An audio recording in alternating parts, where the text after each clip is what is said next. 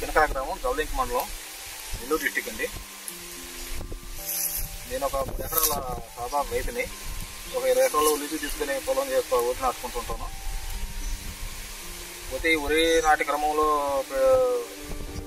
Market పరంగా ఒడిదుడుకులు ఉండటం వల్ల అందులో వరిలో ఏం పెద్ద ఆపళ్ళు దిగుబడులు ఎంత లేకపోవడం వల్ల నష్టాల పాటలు పెట్టాయి. వీరిని అనుకోకుండా ఒకసారి వన్ టైంలో యూట్యూబ్లో చెదురుగోదావరి మహాగాని నేను చూశాను.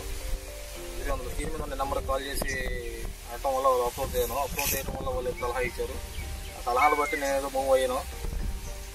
వాళ్ళతో టైప్ అయ్యి ఏదో కంపెనీతో టైప్ అయిన తర్వాత అగ్రిమెంట్ ఉంటాయి. అగ్రిమెంట్ రాసుకున్న తర్వాత 1 ఇయర్ దాకా రీప్లేస్మెంట్ మొక్కలు కూడా వాళ్ళే 2-3 టైమ్స్ నాకు డెలివరీ చేశారు.